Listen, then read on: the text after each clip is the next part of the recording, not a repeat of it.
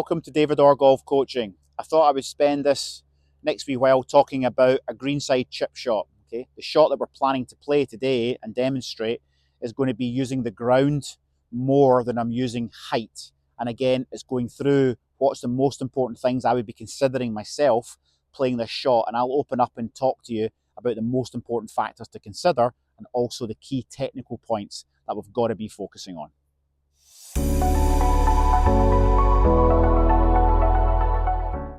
I think the first thing to consider, and what I really try and teach all my pupils, is that when they're faced with a shot at the side of the green, it's really important not just to kind of grab a club and then hit. For me, I would want to do a little bit more than just that. So kind of things that I would do, and if you can watch here, is I would tend to kind of assess the lie of the land in terms of what's in front of me. Okay, so if I show you, here's the golf ball here, and I'm going up a hill here onto the edge of the green. So now I'm starting to think, what kind of loft am I needing to play? What's my lie look like? As we'll come to that in a little minute here as well. Okay, so now I'm just trying to kind of almost do my homework to think, right, okay, actually I've got a lot more green here than it looked like down below the level of the green here where I was, and the flag sitting in the top of a hill a little bit more here as well. So really I'm trying to just kind of assess flight, trying to get some good imagery about what I'm going to do. And this is even before technique and a practice swing yet. So again, I'm not holding anybody up here, but I'm just, for me, assessing the lie of the land, having an idea of what's coming with the flight and what I'm trying to do.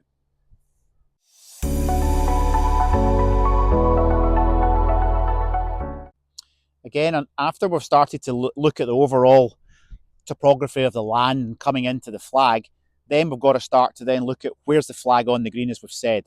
You know, for me as well, you're looking at almost, for those that really like to think this way and plan it, you know, where do I really want to try to leave my golf ball after my chip shot? Some might want to just hit the green, that's okay.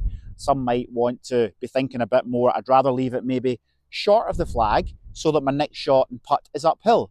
You know, you might be aware of after you get to the flag, not so much here, but it maybe the green runs away and it maybe runs into trouble, you know. So you've got to start to look at what's around the flag with slopes, lies of slopes and different things, because you can sometimes use that to your advantage as well by maybe using a slope that's behind the flag. Then it's maybe reinforcing to get the ball to the flag because the slope's going to help you at the back of the slope, or you're maybe pitching uphill more than you thought. So again, it's doing the groundwork and the preparation. Not every green's certainly flat. There tends to be some undulations and we can use them to our advantage. So again, it's all part of the preparation and being prepared for the shot.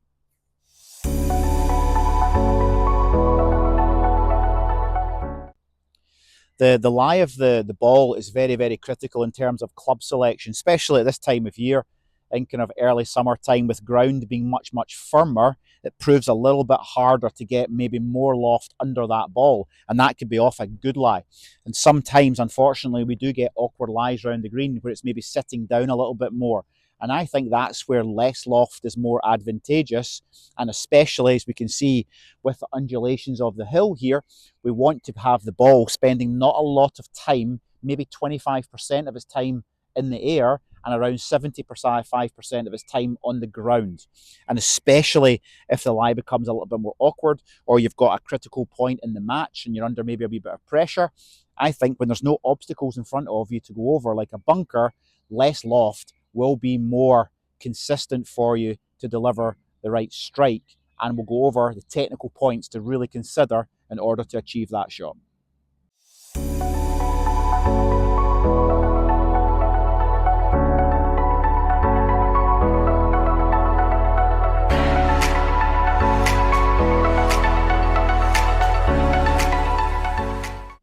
Now we move on to club selection. And again, this is very personal for everybody, I would say. We're all quite unique that way in terms of how we deliver the club face to the ball. Some people maybe add a bit of loft. Me, on the other hand, I sometimes take a bit of loft off.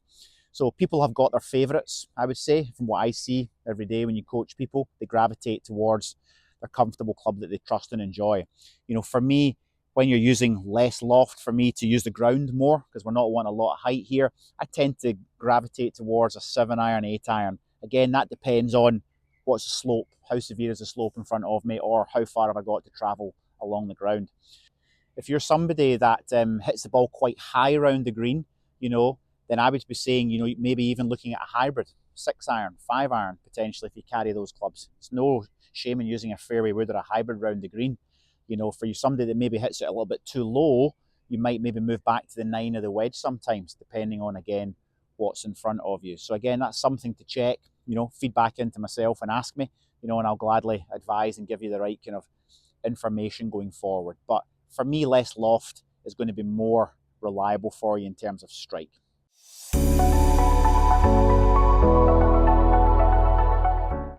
Let's go into the setup position before we start actually moving into the actual swing. For me, my preferences would be, I like to see my feet position much narrower. So this position here. I then love to see the left foot turned out to 11 o'clock on the clock face at least. And then if you can watch for me, I like to that then helps for the lower body to turn much more round and my chest, which is then, I would then maybe say that my belt buckle and my chest are more pointing towards the target and my arms are outstretched, pointing down towards the target line as well. So again, that's the setup position. The ball position as well, as you see from the clubs on the ground, if I set up here, I personally like to see the ball position inside my right foot for right-handed golfers.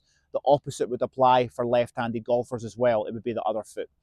For me, that's a consistent strike position for me to play low shot using the ground much more. That's a good starting point.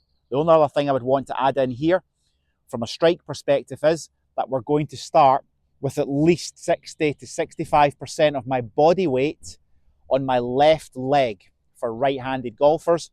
And again, we'll explain why that helps. That's more to do with the strike and angle of attack into the ball. So these are key fundamental start points. Ball position inside the right heel, left foot open to 11 o'clock in the clock face, weight 60-65% on the left leg, your grip pressure as soft as you can possibly make it. Again, it's quite a hard thing to quantify, but if one's loose in the scale and 10's tight, for me personally playing this shot, I'm about a 2 or a 3. It's that soft, okay? And that's not easy to do in matches and competition, but with practice, you'll get familiar with how that feels and start to trust that. We want to eradicate any tension in our fingers, which then tends to transfer into your forearms and your shoulders. And then there's just tension all through the golf swing in terms of movement and mobility in there as well, in terms of rhythm. It's not going to flow properly at all. So these are key starting points to try and get right as well, and certainly something to practice straight away. In summary here of the setup position face on, the most important things to get right are ball position, as we've demonstrated earlier. It's got to be inside your right foot for right-handed golfers. Then we have to then have the left foot turned out to at least 11 o'clock in the clock face for right-handed golfers, with 60 to 65% of your body weight on your left leg. And then also, we want to have your arms as straight as possible. So that might mean you have to grip down the grip much more, because I want to see your arms form a V shape at setup position. And again, I'll explain why this is really important to do that.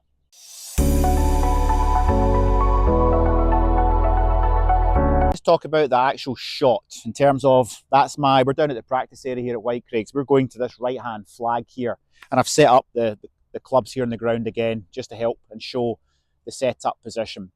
The biggest things that I see people make mistakes in is the swing length is not in proportion to the distance of the shot.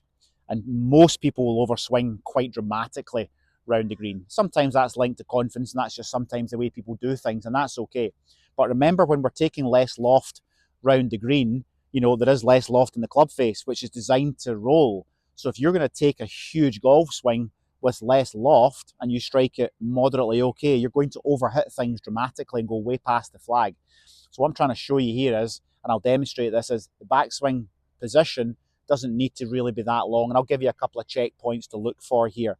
But really, we need to control the backswing position. Look at how the setup looks down the line here, through the ball to target line here. So the key things to consider is that we like to see the shaft position more vertical. So I play this shot feeling as if I'm pushing the toe down, which again is really helping with the strike to avoid the heel hitting the ground for me, and it feels more of a pendulum action. So how it looks from there is I'm keeping my spine angle quite vertical and straight. So I'm standing really tall, okay, with the shaft up really tall, with my left foot turned really open and shaft up from there, okay?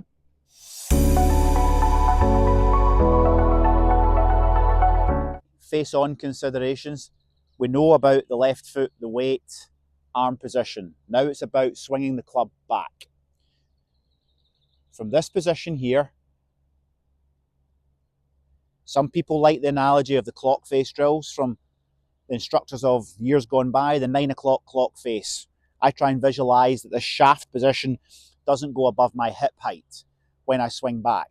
So then when I swing through and strike the ball, the club goes absolutely mirror image on the way through. Okay? So we might have a kind of 9 to 3 o'clock position to visualize. Again, from earlier, we talked about the left foot being out, which allows the hips to turn through.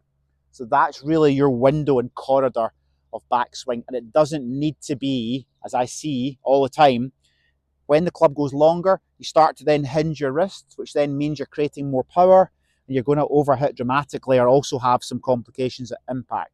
So it feels, what I feel, is much more rigid and shorter golf swing here with a continuous acceleration through impact. And it's a bit more speed that's required. Usually when we go too long, it becomes a deceleration, as we all know and we hear about it. So it's a shorter, more brisker action and a continuation into the follow through that's going to produce a much more desired strike. And to that point, I'm going to demonstrate that for you now, and I'll show you exactly the outcome we're looking for.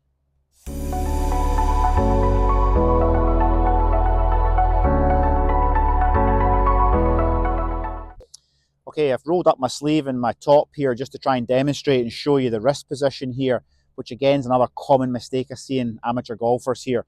And if you look in closely here, you'll see that when I take the club back here, I'm trying to keep my right wrist really rigid. In other words, there's no flexion coming yet at all here in my right wrist. Okay? Again, I do see this all the time, that when amateurs take the club back, they start hinging the wrist straight away. And that's then changing things dramatically with the club face and different areas in the golf swing. So again, you'll see from down the line there as well, further around there. Okay. So when the wrists are staying quite rigid, it's really important when the club head moves back, we're trying to have the club head going back in a straight line. Some people might think it's more about on the line of their feet, which this club would represent here. And again, we want to try and avoid, when the wrists move too much, then the club can sometimes get pulled in too close and narrow to your leg. So what I'm trying to say here is, we want to get the feeling of pushing the club head in a straight line away from the leg. So again, we can see there's some space and width in here in terms of the grip end of the club is slightly further away from your right leg. So that's in terms of minimizing the wrist action, keeping the right wrist fairly rigid, no wrist hinge, and width in the backswing. Key points going back in the takeaway. Thanks again for watching the video on the Greenside Chip and Run. Hopefully there's some good information here for you to implement in your golf games going forward as of now. Again, if you liked the video, please press the subscribe button and like the video. There's definitely a lot more videos upcoming very soon, including next week's on-course lesson with Kim here at White Craigs Golf Club. We played 5 holes and implementing a lot of good strategies going into actually a very impressive 5 holes from her, just to give you a heads up. So it was great content coming forward and lots more to look forward to. Thank you.